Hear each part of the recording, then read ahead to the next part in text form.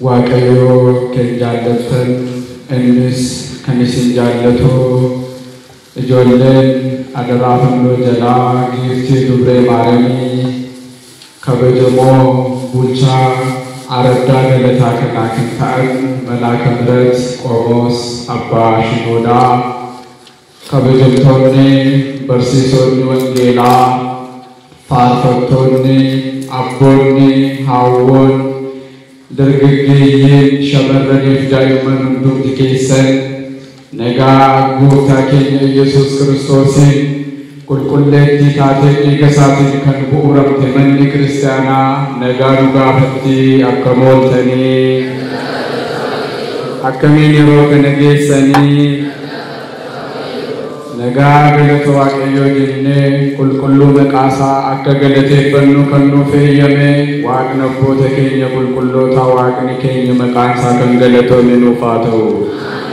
Waadaan fannoo jalaa imimmaan isheetii boolla du'aa fi qarqara si'ooleetii gara daandii jireenyaatti kan nu deeffattu giiftii qulqulleettii dubroo maaramii gonfoo jajummaa isaanii kan isaaniif taate qulqulloota hundumaa wajjin maqaan ishee kan galatoome nuuf haa ta'u.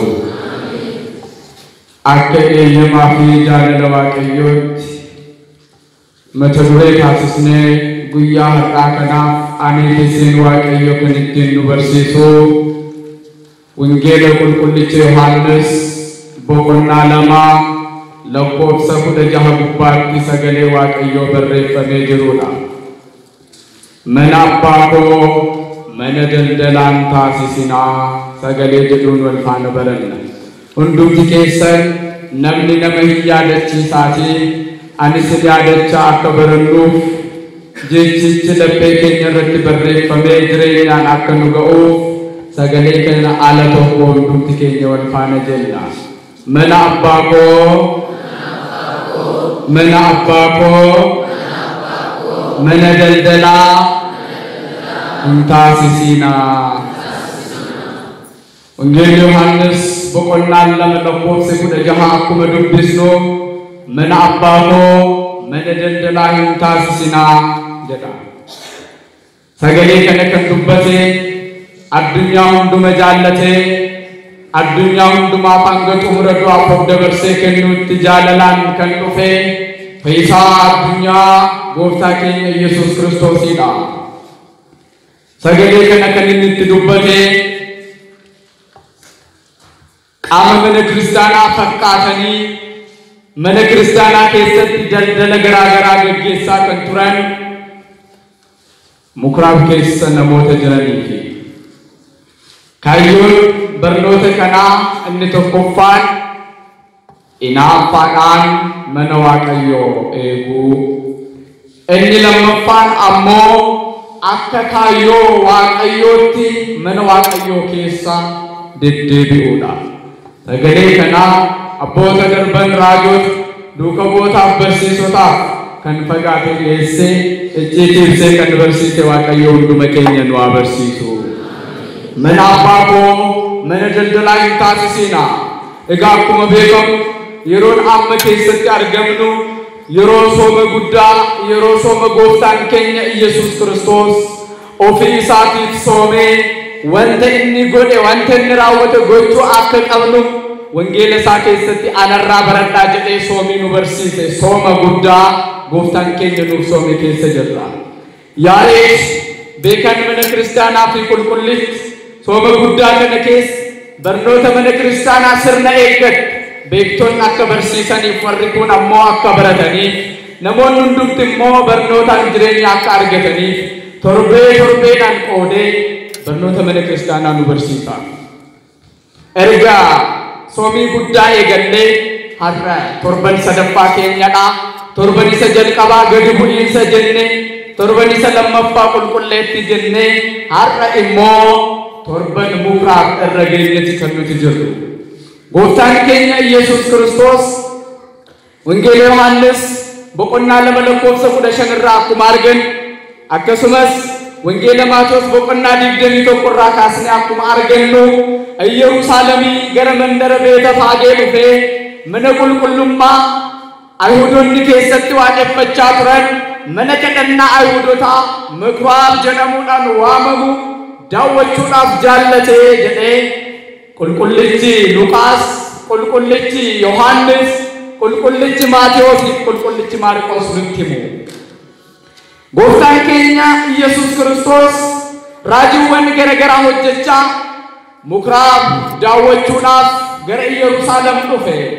ምኩራብ jechuun lafa ol ka'aa jechuudha. ምኩራብ jechuun mana kadhannaa jechuudha. Mana qulqullummaa warra ayhuudotaa yeroo sana waaqayyoon kan keessatti waaqeffatan. Gooftaan manni kun mana isaati waan ta'eef ilaaluudhaaf daawwachuudhaaf jaallatee gara mana kanaatti goree jedhee kitaaba qulqulluu irratti nutti hima.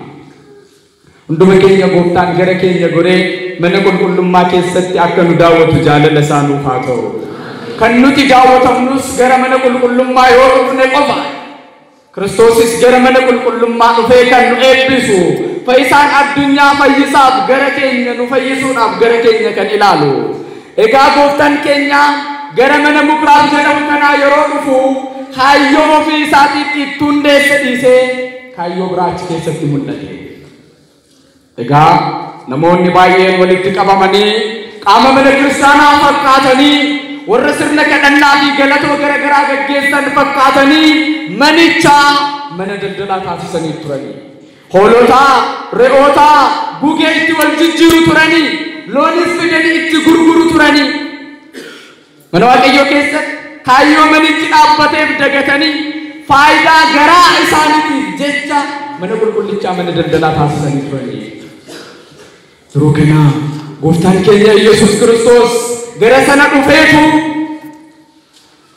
warra achi keessa ta'anii daldala garagaraa gaggeessan hunduma isaanii akka bahaniif itti dheekkan fo'aa tolfatee asitti deemaa ba'aa. Manni abbaa koo mana daldalaa miti. Manni abbaa koo asma beet የተሰማይ ቤተ ጸሎት. Manni kun mana qulqullummaa kun mana kadhannaa jedhama. Isin garuu holqaattoota, isin garuu mana saamtotaa, isin garuu mana daldalaa gabaataa sifattan yoo asitti ka'aa ba'aa jedhee fo'aa isaatiin isaan achi keessaa garafee gadi baase. Arras waaqayyo mana qulqullummaa daawwatee akka ishee qulqulleessu jaalala isaatiin akka daawwatu jaalala isaa nuuf haa ta'u. Egaa wangeela yeroo dubbisnu fo'aa sana eewutu hojjetee jennaan waan barataan hojjete barsiisuudhaaf kennuun amala kitaabaa ta'eeti malee fo'aa sana hojjetee Kiristoosiif kan kenne duuka bu'oota jedhee andimtaan wangeela keenyaa nutti dubbata. Gadi ba'aa deemaa mana kanaati. Kuni mana abbaa kooti. Kuni mana eenyuti? Kuni mana abbaa kooti. Manni abbaa koo immoo mana kadhannaa jedhamti. Manni abbaa koo mana kadhannaa jedhamti. Mana namoonni itti daldalan miti. Kaayyoon ishee kana miti. Gadi ba'aa jedhee isaan baasuudhaaf gooftaan keenya Yesuus Kiristoos jaallate. Isaaniinis mana qulqullummaa keessaa baase. Seenaa ምኩራብ keessatti kana ilaalla. Egaa gooftaan keenya Yesuus Kiristoos galma ayhuudotaa mana kadhannaa sana mana koo jedheeniira. Kaayyoon isaa keessatti kan gaggeeffamu, galanni isaa kan keessatti himamu, dubbiin isaa kan keessatti dubbatamu, barnoonni isaa kan keessatti barsiifamu dhugumattuu mana isaati. Manni qulqullummaa, mana qulqullummaa kana keessatti dubbii waaqayyoo irraan kan hafe olola biraa seera biraa gaggeessuun hin danda'amu. Goonee argamna taanaan fo'aan waaqayyoo har'as dhiyoo jira. Waaqayyoo aangoo isaatiin dhiyoo jira. Achi keessaa gadi nu baasuudhaaf. Kanaaf mana kiristaanaa keessa gaafa sochoonu of eeggannoodhaan socho'uun baay'ee barbaachisaadha. Egaa maal jedheen gooftaan mana qulqullummaa kana mana abbaa koo kana mana daldalaa taasistanii ittiin jedhe. Yeroo kana duuka bu'oonni waaqayyoo bal'aanni qanaata beetika hinaaffaan mana keetii na nyaate arrabsoon Oromoonni ishee arrabsanis ana gubbaatti bu'ee kanaafis jecha soomanan qaama koo dadhabsiise jedhamee faaruu Daawit faaruu 68 gubbaatti kan barreeffame yaadatanii jedha. Kanaaf kaayyoo barnoota keenyaa keessatti inaaffaadhaan mana waaqayyoo eeguu jennee kan itti dubbanne. Hin yaadatanii duuka bu'oonni bal'aanni qanaata beetika hinaaffaan mana keetii na nyaate isa jedhamee barreeffame yaadatanii isa hinaaffaan mana abbaa isaa isa nyaatee akka warra daldaltoota sana mana qulqullummaa keessaa baasee nutti hime. Kanaaf namni ani waaqayyo Kiristoos fayyisaan addunyaa waaqa kooti namni jedhu inaafan mana isaa isa nyaachuutii danda'uu qaba. Inaafan mana isaa isatti dhagahamuu danda'uu qaba. Gochoonni jibbisiisoon mana kana keessatti raawwatan hunduma keenyaan nu inaafsisuutii qabu. Haa ta'uuti manni waaqayyo mana akkamiiti? Amma jala burree beekuu kan nuti qabnu manni waaqayyo inni daldaltoota keessaa baafate mana akkamiiti jennaan tokko dhiiga isaatiin mana bitamteedha. Dhiiga isaatiin mana maal taateedha? Mana bitamteedha. Dhiiga isaatiin mana bitamteedha. Hojii lubbootaa boqonnaa 20 lakkoofsa 28 irratti waaqayyo dhiiga isaatiin kan bu'e mana qulqullummaa eegaadha jedha. Qulqulluu Luqaas yeroo inni barreessu waaqayyo maal isaatiin kan bu'e? Dhiiga isaatiin kan bu'e waaqayyo mana qulqullummaa eega. Kanaaf manni qulqullummaa gatii guddaa dhiiga Kiristoosiin bu'uuramte mana daldalaa waan hin taaneef bu'aa isaan hin gahe.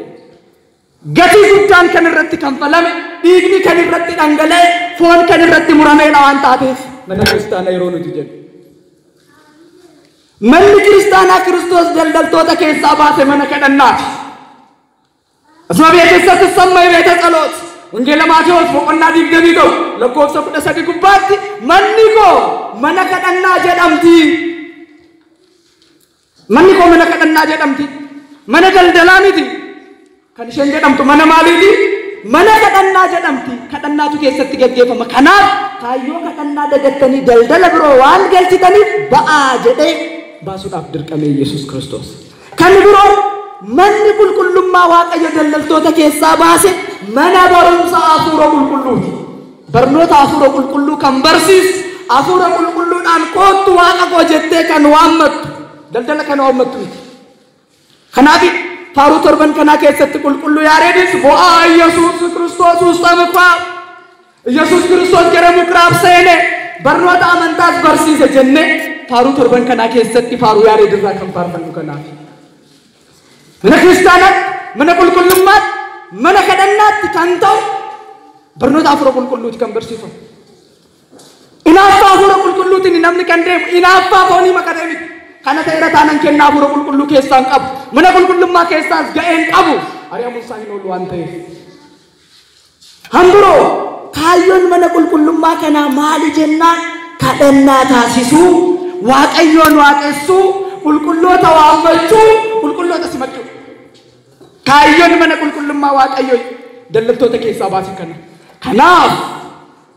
Kanaaf mana qulqullummaa kana keessatti kan raawwatamu kadhannaa qofa. Qulqulloota barsiisuu, qulqulloota sagada kennaa fi taasisuu, kennaadhaan isin qulqullummaa kan argattan addunyaa irratti jireenya foonii kan mo'attan nu caaltu jedhanii qulqullootatti dubbachuu waaqayyo faana haasawa taasisuudha. Kaayyoon mana qulqullummaa kana. Kanaaf Kiristoos mana kana keessaa daldaltoota kan baase. Egaa mana kadhannaa jechuun kaayyoon ishee kadhannaa galata waaqayyoo fayyina namootaatiif kan hojjettudha. Boqqolloo kan oomishtu miti. Qamadii namootaaf kan oomishtu miti. Lubbuun iddoo itti oomishamudha. Kanaaf iddoo lubbuu sanatti daldallaan biroon kan foonii hin barbaachisu. Kanaaf gooftaanis kan isaan baase. Egaa maal jedheeni? Mana kadhannaa san dhiiga kootiin bu'uure. Mana kadhannaa isa kadhannaadhaaf teesse. Mana kadhannaa isa kaayyoo barnoota hafuura qulqulluu raabsuu qabdu. Mana kadhannaa isa fayyina namootaatiif tattaaffattu kana isin immoo mana daldaltootaa taasistanii. Utoo Kiristoos har'a nu daawwate. Mana kiristaanaa keenya Kiristoos har'a ituu daawwate. Maaltu argama laata mana kiristaanaa keenya keessatti? Jaalala isaatiin dhugumatti dhiifama isaatiin akka nu daawwatu jaalala isaa nuuf haa ta'u.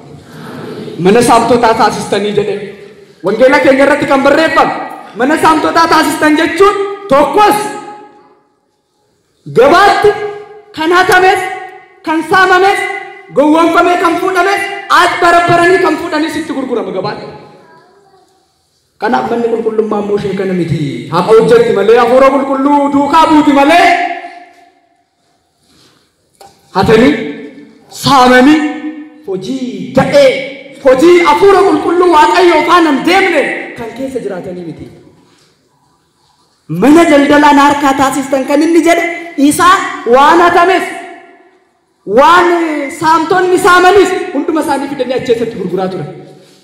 Kanaaf dhiisaa dhaadee من كل ما كمن الدلالات أسستني جد عندهم بلا بيت كريستيان متأستمر من كريستيانا ده فتني جد جباسن النابور كوران ورّي روسان توران من كريستيانا ده فتني أراد أسوداتني جبان ساني بلبل ساني كباي بلبل لما جرا من كريستيانا كيسة تبناني بلبل تكمو جرا علات تبناني أراد بلبل تكمو كفر كفر لاتوران من كل ما دين ده فتني أكثر orang Yahuditat darbani mana kulum malik ali karata sasawun nendam karena namni bro yo arge itu sene karata sana isanif sasawun dendo karata sana desudaf balbala lama mana Kristana kesat olbanani balbala tokko ni mona gadachatu harras mana Kristana de patani feda faida duma namonni batani wajratan Ho'aan waaqayyoo ni hoodha. Ofeeggachuu barbaachisaadha. Barasana namoonni kana gochaa waan turaniif mana saamtotaan na harkaa hin godhinaadha isaaniin jedha. Laala. Egaa namni ol seenee qaraxa nurraa sassaabu hin jiru jedhanii mana kiristaanaatti hin deeffatanii kana gochaa turan. Tokkos manni kiristaanaa keenya kan nu barsiisu mana kiristaanaa koo mana saamtotaan na harkaa taasistan kan inni jedhe gabaan sun mana kadhannaa keessatti kan ta'e gabaa lubootaa ture mana qulqullummaa keessatti yeroo namoonni jijjiirraa garagaraa wal jijjiiran gugee yeroo wal jijjiiran hoolaa fi loon kanneen biroos yeroo walitti gurguratan luboonni immoo bara sana kan turan uffata lubummaa isaanii uffatanii loon sana bira dhaabbachaa oolu kana booddee galgala irratti yoo loon sana bitachuu barbaadan hora dhaqanii dhoqqeen lagatanii mana qulqullummaa seensisanii loon hin baafatan jedhanii gowwoomsanii namoota irraa saamaa turanii akka irra saamtonni saaman kan ilaala gowwoomsanii namoota irraa saamaa turanii kana hunduma ilaaleet Kiristoos mana qulqullummaa koo mana saamtotaa taasistanii ittiin jedhe kana booda mana saamtotaa waan taasisaniif kayyoo waaqayyoo dagatanii kayyoo dhuunfaa isaaniitiin mana kiristaanaa keessa waan jiraataniif baaseetu argee jedha. Baaseetu maal godhe? Hin aree warra gugee gurguran teessoo isaanii harkaa gara gashee jedha. Akka aadaa warra Yihuudootaatti gugee kan gurguran teessoo tolfatanii akka isaa gabaa gulliitii keessaa kanatti teessoo irra taa'anii gurguru. Maaliif isaan dhoqacheedhaan gara fuudhee warra gugee jijjiiran jenna ulee dhayyoodhaan gugee hin jiraattuuti ulee hin dandeessuuti hin kisaarsu jedhee jedha. Saamani dubbata kana yeroo godhummo raajiidhaan jedhe qarshii isaanii tokkoon tokkoo meeshaa isaanii irratti maxxansee bifaal ergee malee irraa ari'atee qarshii sin abbifanne. Kanaafidha barnoonni warra saamtotaa barnoonni warra nagadanii barnoonni warra daldaaltotaa isaan wajjin barnoonni isaanis nuun ta'u jennee Kiristoos duukaa oobuune kan dubbachuu dandeenya. Isaanis nuun ta'anu barnoonni isaanis nuun ta'anu qarshii isaaniillee nan bifanne. Rajiidhaan meeshaa isaaniitti isaan faana ergeedha Yesuus Kiristoos. Mana baaqoo mana daldaaltotaa taasistanii. Inni biroon beekuu kan qabu namoonni bara sana turan maal daldalaa turanii kan jedhu ilaaluun barbaachisa. Ennaa sana namoonni maal daldalaa turanii daldalli isaanii maal fakkaata ture maal daldalaa turanii namoonni yeroo sana jiran maal daldalaa turan jennaan tokko qabeenyaa fi qarshii daldalaa turan. Qarshii fi qabeenya hambiroo mana qulqullummaatiin deeffatanii walitti sassaabbachaa turan. Jiruu foonii isaa qofaaf yaadanii kaayyoo mana waaqayyoo ta'aniif dagatanii qarshii fi qabeenya biroo sassaabbachaa turan. Miindaa isaaniif qaba jedhanii hojjechaa turan. Manni qulqullummaa sun mugiraa banamtee dhiisteen dhimma isaanii miti. Isaan qarshii sassaabbachuu, qabeenya argachuu, konkolaataa bitachuu, viillaa ijaarrachuu. Wanni kana fakkaata raawwachaa turan. Kan argeeti mee gooftaan obsa fixate maaloo naa ba'aa isiniin barbaadu. Yoo deebitanii gaabbiidhaan dhuftan qofa isinti madhadheenin fooniin waan isaan jiraachisu qofa. Kanaaf wangeela Maatewos boqonnaa 21 lakkoofsa 12 gubbaatti hin argan.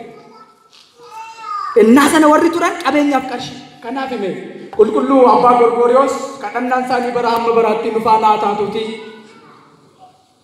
Nuti monoksee kan taane jaalala fannootiif malee fitfitiidhaaf miti jedhan. እኛ የመነኮስነው የመስቀሉን ፍቅር ስለገባን እንጂ ለፍትፍት ብለን አይደለም ብሎ አስተምረውናል። ምንደኞች መሆን እንደሌለብን ቤተክርስቲያን ውስጥ ለምናገኘው ብርና ለገንዘብ ለጥቅማ ጥቅም ብቻ መስራት እንደሌለብን ኢየሱስ ክርስቶስ ሲያስተምረን አባ ጎርጎርዮስን ፈለገ ክርስቶስን ተከትሎ ሲያስተምረን እኛ የሞነኮስነው የመስቀሉ ፍቅር ስለገባን ነው እንጂ ለፍትፍት ብለን አይደለም ብሏል። እንማር ከአባ ጎርጎርዮስ እንስማ። ወሪ በረሰነ ቱረን ከነገልደላ ቱረን ከነቆባሚቲም ወሪ በረሰነ ቱረን ሲያሳ ገልደላ ቱረን ማርቆል ማወቀዮ ከተ ሲንደዳል ተጠራ መነቆ ዲሳቲ ባ ጀደ ከንንትዱባ ሲያሳ ገልደላ ቱረን ዱበዳሜ ማል ገልደላ ቱረኒ ሲያሳ ገልደላ ቱረን ዳባ ቁልቁሉቱ ጀዳ የሮ ኢየሱስ ክርስቶስ ሙክራብ ከሰ ደደቤ በርሲስ ኢየሱስ ክርስቶስ ሙክራብ ሰኔ ራጃን ኢሳያስ አኩመኑ በረሰ ኪታበ ኢሳያስ በቆና ጃሃተሚ ቶኮ ለኮብሰ ቶኮረት ኢየሱስ ክርስቶስ አከነ ጀቹዳን በርሲሴ ቱረ አፉሪ ዋቀዩ አነረ ጅራ ኢየሱስ ወንጌል አከለለቡ ነዲቤራት ከኒደመኒ ፊኩምሰ ወረጃመኒ ፈከ ኢላለኒ ጭንቆፈቶ ደሞ ቢሊስ አከምባሱ ዋቀየና ኤርጌራ ጀደ የሁን በርሲሱ ካዮን ሳኒ ሚጀልቀባ ጋፊን ሳንጋፈታን ጋፊ ሲያሰት ቱረ ሞቲኑ ቢቲዮ ብየ ከነረዳቱ ይዛፍት አከምትን ኤርጌራ ነዲቤራ አከምትታ እንዲበመ ሞቲኑ ቆበሚጆ አይደል ሲያሰ ደልደሉ ቱረን ክርስቶስ ፈይና በቀዱ ፈዩ ቁማን ቀበን ቱረን ሲያሳ ዋንደልደላ ቱረን ካዮ ሲያሳ ካዮ አንጎ ጋፊ አንጎ ጋፊ ከነቆበሚት ጎፍታን ከኛ ኢየሱስ ክርስቶስ ሙክራብ ሰኔ በርሲሳ ሄሮይ ንቱር ጋፊን ሳኒ ከንጀልቀባ አከሚት ሞቲች አይሁዶ ፊንጀታ ሲያሳ ከሰገለን ሞቶን ማለ ጅሩ ዋና አንጎ ሲያሳ ከገሱ ይፈካተ አራስነ ነሞን ዋን ክርስቶስ አንጎ ሲያሳ ከገሱ ይፈካተ መነ ክርስቲያና ሲያሳን ከላቀን ጅሩሜ ክርስቶስ ለኪገሩ ሲያሳን ከገሱ ወረገገሰኑ ነሪ አመለ መነ ቆቲና ባቀደ አመለ የሮሰነ ሲያሳ ደልደላቱ ያ ኢየሱስ አተከብት ሞቲ አይሁድ ፊንጀታ እጋ የሮ ዳለቱ ኢየሱስ ክርስቶስ ሞቲች አይሁድ ጎፍታን ዱማ ከንተ ዳለተ ረዋን ጀደመ ሞቲ ቢየ ለፋሰ ሲያሳ ትፈካተ አተከብት ሞቲ ፊንጀታ ኡኑም ባለከ ወዮ አንጎ ከዮ ፍዳቹ ፊንጀ ኢየሱስ ክርስቶስ ጨልሴ ብረደር ማልጎደ ብረደር ነው ጋፊ ዋይ ባስንታ ጨልሳ ብረደር ወረከሲቶ ሊላቀ ክርስቶስ ጨልሴ ደርበ ሰገው እኖም ባሳ ተዋሳት መነሳ ከሳ ከነቆበሚት ወንጌል ሉቃስ አኩመላል ወንጌል ማቴዎስ በቆና ለመራ አኩመላል ሞቲች ሄሮድስ ጋፈ ኢየሱስ ክርስቶስ ቤተልሔም ከዘት ዳላቴረ ጀዳሜ ዱበታም ጋፊን ሳይን ጀልቀበ ጋፈተ ሞቲ አና ማለ ጅራዮ አንጎጎ ሲያሳ ነራፍ ደቹ ምድ ደንደላ ጥረኒ መነክርታና ገዘ ከላውን ድማርጌት ጎፍተን ከኝ ኢየሱስ ክርስቶስ ና በአዳ ስኒም በርባዱ ከነ ደንደላ ጥረኒ እልብሮኒ ማንም መነከረናት ደንደሉ ጀድጉ ገባኖ ስላጅራ ደንደላ ከንቆፓ ይዶኖ ስላጅራ አዱኛ ረዶ ደንደሉ እንደንዳማ ማሊቢ ወርኩኒ መነ ክርስቲያና ከሰት ደልደሉ ከንፍለታኒ ቀበኛ ቀርሺ ፉናነቹ መነ ክርስቲያናት እንደይፈተኒ ሲያሳ አንጎ ፉናነቹ መነ ክርስቲያናት እንደይፈተኒ ወርኩን ከኖጀታ ማሊቢ ስላው በት ብራኖ ጅራይናኒ ጀልቆ በረቲ ዋኖ ጀተዋን በግነ ማሏን በግነቢ ዋኖ ጀተዋን በግነቢ ዋራ ወጠን በግነ ወመራ ወጠን በግነ መኑ አቀዮ ካዮንሼ ከደና ካዮንሼ መነበርኖታ አፉረ ቁልቁሉ ካዮንሼ ፈይነ ልቡ ካዮንሼ ነሞተ ሞቱማ ዋቀዮ ኮፔሱ ጣፈደንበ ዋምበከን ወረከናፍ ነው ኢየሱስ ክርስቶስ ያዋቀዮ ዋምበከን ራወተኒቲ ማልጎዲ ዲባባባኒ ቢገነ ከንከዳ ወረከናፍ እምበከን ቱሬ ከዳዳቢ ሲንስቲ በመነሞና ከሲዮ ጅራተን ዲባባ ከደኑ ቢዋቀዮራ ዋራወተኖም በከኒቲ ወርሱን ወር ከለሳ ኦቶ ማምቤኪ ዋምቤከን ኦቶ ዋንቆደን ቱምቤኪ ቤከኒስ ሞር ራወቻ ቱራንሱን ከለሳ ቁልቁሉ እስጢፋኖስ ወራጀሰን ቱራን እስጢፋኖስ መነ ቁልቁሉማ ዲናፌ መነ ቁልቁሉማ ሰረን ደደቢ አጋፈ ጀዱ ሲያሰት በቃቴ ዋንኒ መቃ ክርስቶስ እንደፈተ ዋንተ ወጀቱ ተፈካቴ ሶዳታኒ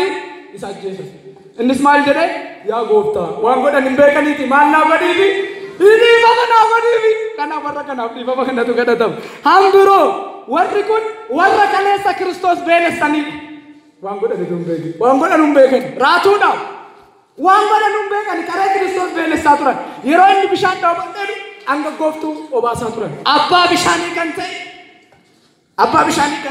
I am the life, the truth, and I am the life, the truth, and the way that I go to Jesus Christus. Kara kante, uga kante, jirenya kante, Jesus Christus orang mormaturan. Abba bishani, dan go to obasa. Uharra watanom begani. Himbeles dan Christus. Haralle jarrikun. Christus himbeles sajur. Dubata. Himbeles sajur. Christus himbeles sajur. Christus fayyina kenya bela. Fayyina lubbu. Christus fayyina foni kenya bela. Harra. Christus kullummā kenya bela. Harra. Christus dhalli namaa hundi fayyee mootummaa isaa akka dhaqu bela. Isaan immoo isa beeles. Samanni kullummā barnoota barsiisuu qabdu dhiisanii daldalatti deebi'anii lammaffaa Christus beelessaa jiru. Warra kanaaf dhiifama kadhachuun barbaachisaadha. Guraaf keessatti kana baranna. Warra kanaaf dhiifama kadhachuun barbaachisaadha. Yeroo sana warri kun warra Christus irratti murteessisanii sagalee waan qabaniif waan dhagahamaniif mootota baay'ee waan beekaniif kabaja guddaa biyya irratti waan qabaniif Christus kan isaan himachuu qaban isaan isa himatanii fannoodhaaf warra isa geessisanidha. Jiru har'as Christus kan fannisan. Christus fannisuu jechuun waan biraa miti. Namni Christusitti amanee fayyuu qabu akka barateen fayyine taasisuun mana qulqullummaa dhaqee kadhatee fayyuu akka qabu daldalatti harkaa jijjiiramee akka burjaaja'u taasisuun Christusin fannisuudha irra deebi'an. Waaqayyo hunduma keenyaaf warra kanaafis dhiifama akka godhu jaalala isaa nuuf haa ta'u. Warri kun kanaaf kabiroo maaliif mana qulqullummaatti daldalan jennaan faayidaa dhuunfaaf jedhanii daldalaa turan. Maaliif jedhanii daldalaa turani? Faayidaa dhuunfaatiif jedhanii daldalaa turan. Wangeela fedha. Fakkeenya isinii kaasa. Wangeela Maatewos boqonnaa 26 lakkoofsa 8 irra akkana jedha. Maaramii haati shittoo haati urgooftuu waqeeta 300 hin bittee deemtee cubbuu ishee akka isaa dhiisu akka isheedhaa dhiisu fayyisaa addunyaa irratti urgooftuu ishee caccabsitee urgooftuudhaan miila isaa dhiqxee jedha. Gaafa kana warri kaayyoo mana qulqullummaa fayyuu lubbuu dagatanii siyaasatti jiran maal jedhan Yihuudaan maaloo qarshiin isheen urgooftuu kanatti hin bitte kun ituu gurgurame hiyyeessota baay'ee gaamiti yoo jedhan isaan daldalarra jiru. Faayidaa dhuunfaa qarshii barbaaduurra jiru. Hiyyeessotaafis jedhanii miti. Maali hiyyeessonni bara guutuu bira jiraatu Kiristoos garuu yeroo sana qofa. Innis deebii maal deebisee beektu maali? Hiyyeessonni yeroo hunduma sin bira jiraatu. Anoo deemuu faniittiin jedhe. Guyyichuu akka carraa guyyaa inni fannifamuudhaaf guyyaan tokko lama hafuudha. Ilaala qarshiin abboo otoo gurgurameera ta'e hiyyeessa meeqa gaadhan hin sobu parsantii irraa murachuudhaaf. Yihuudaan yeroo sana duuka moota keessaa qarshii qabaa ture. Waan isa ga'utu jira murame isa murachuudhaaf akka jedhe malee hin sobannu. Gooftaan ragaatti baheera. Warra akkanaatu jira har'a daldala kana warra raawwatan. Kanaaf faayidaa dhuunfatii jedhanii daldalatu. Hiyyeessa beelee kan beelessan faayidaa dhuunfatiiti. Kana qofa miti wangeela Maatewos boqonnaa 26 lakkoofsa 49 gubbaa yeroo ilaaltan Yihuudaan faayidaa dhuunfatiif jedhee Kiristoos dabarsee kenneera. Qarshii 30 qofittiidhaaf jedhe. Inni afuuraan hin turre afuura qulqulluudhaan gaggeeffamaan turre maal ture daldalaa ture daldalaa qarshii daldalaa faayidaa dhuunfaa waan ture qarshii 30 jedhee barsiisaa isaa Yesuus Kiristoos dabarsee gurgure. Har'as namoonni Yesuus Kiristoos gurgurachaa jiru. Qarshii miiliyoonaan lakkaa'amanii konkolaataadhaan gowwoomfamanii sabni Waaqayyoo kan baran teessoo irratti muudaman irratti barsiisuu dadhabanii Kiristoosiin gurgurachaa jiru. Saba Kiristoos gurgurachaa jiru. Dukkanatti gurgurachaa jiru. Namni akka baratee gaabbiin galla akka hin fayyine taasisaa jiru. Hunduma keenyaaf dhiifama akka nu godhu jaalala Kiristoos nuuf haa ta'u. Warri sadaffaan immoo warri jalqabaa waan raawwatan waan hin beekneef. Warri kun immoo faayidaa dhuunfatiif daldalatu. Warri isaan sadaffaa immoo namoota gammachiisuudhaaf daldalu mana qulqullummaa keessatti. Maal gochuudhaaf hin jedhe? Namoota gammachiisuudhaaf warra daldalantu jira. Fakkeenya tokko isinii kaasee wangeela Yohaannis boqonnaa 19 lakkoofsa 34. Yohaannis 19:34. Namtichi Laangiinoos jedhamu. Kitaaba yeroo dubbistan when the Jesus was at the cross Yesus Kristos fannoo irra otoo jirutti Laangiinoos namtichi jedhamu warra Ayihudootaa baqatee gaafa Kiristoos fannifamu bosona keessa oole. Ayuudonni immoo yeroo waraannu namni waraana yeroo nu harka Kiristoos qabnu namni hin qabne manni isaan gubata qabeenyi isaa saamama jedhanii akkuma har'a namoonni sodaachisan kan isa sodaachisan waan turanii galgala yeroo deebi'ee dhufu erga Yesuus Kiristoos du'ee booda ummata kana gammachiisuun qaba jedhee dhiisee kan ture ummata gammachiisuudhaaf cinaacha Yesuus Kiristoos eeboodhaan waraanee jedha. Maalidhaan waraanee? Eeboon eenyu gammachiisuudhaaf? Namoota gammachiisuudhaaf, warra Yihuudootaa gammachiisuudhaaf. Daldala nama gammachiisu daldalee har'a namoonni kan gochaa jiru. Fira isaanii namatti dhiyaatan abbaa alaqaa isaanii gammachiisuudhaaf namoonni kan raawwachaa jiru bara keenya keessa. Langino erga gooftaan har'allee cinaacha gooftaa eeboodhaan kan waraanan namoonni baay'een jiru. Cinaachi gooftaa mee qulqulloota. Ani jirma isaan immoo damee kooti kan jedhe cinaa isaarratti kan biqilan dhiiga cinaacha isaatii dhangala'een kan qulqullaan kiristaanummaa fudhatanii kirrii qulqullummaa kan hidhatan kiristaanota kan waraanan namoonni baay'een jiru. Saba Waaqayyoo cinaacha Waaqayyoo warri waraanan jechaa gochaa lubbuu fi foonii saboonni ajjeesetti. Warra kanaaf dhiifama kadhachuu barbaachisaa. Isa xumura maal haa godhu warra kanaa? Kiristoos taanaani maal jedheen mana qulqullummaa koo keessaa maal ta'a? Ba'a fo'aa tolfatee hanga ariitti ga'e. Nuti hoo maal haa goonu? Warra mana kiristaanaatti daldalu kana yoo argine sababoota amma kaasne kanaaf warra daldala yoo argine lakkoofsa tokko kadhachuu fi qabna. Maal gochuu qabna? Amantaa keenya jibbuun barsiisu. Seefii kaasanii nama qaluun barsiistu. Namoota jibbuun barsiistu. Namoota abaaruu hin barsiistu. Kan nuti gochuudhaa qabnu Waaqayyo irraa kan baranne kadhachuufidha. Maal gochuufidha? Irraa baranne ammoo hangafa daaqonootaa wareegamaa Istifaanos irraa baran.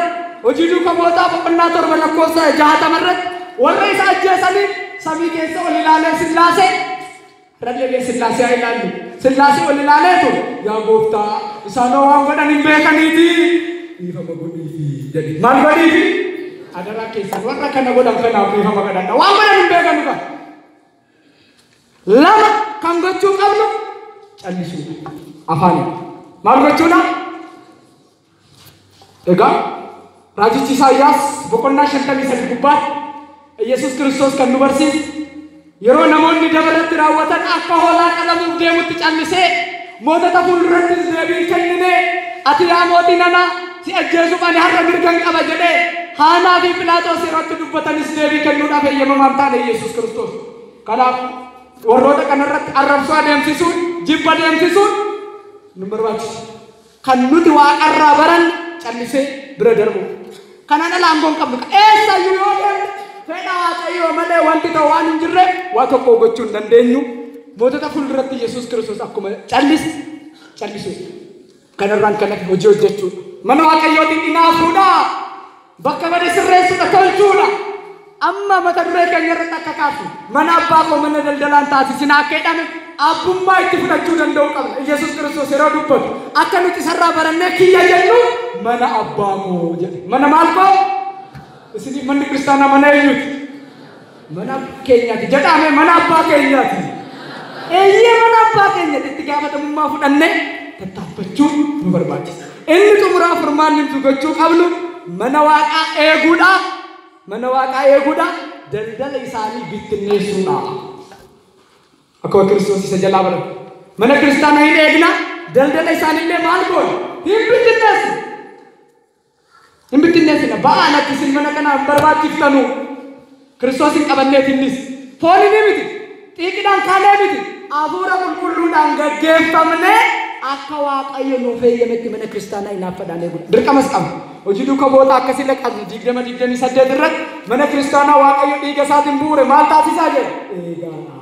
Jedhame jecha kana wajjin jenna al tokko. Mana kiristaanaa jedhame Waaqayyo dhiiga isaatiin bu'uure eegaadha.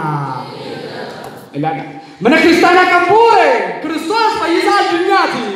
Wangeela Luqaas boqonnaa 2 irratti immoo fayyisaan addunyaa Kiristoos addunyaa hundumaaf kan dhalatedha. Saba hin qoonne, qomoo hin qoonne, afaan hin qoonne. Kanaaf manni kiristaanaa kan Kiristoos yoo taate Kiristoos immoo kan addunyaa hundumaa yoo ta'e manni kiristaanaa sun dagaleetti addunyaa hundumaati. Kanaaf namni hundi amanaa haa ta'u gana eeguudhaaf dirqama qaba mana kiristaanaa.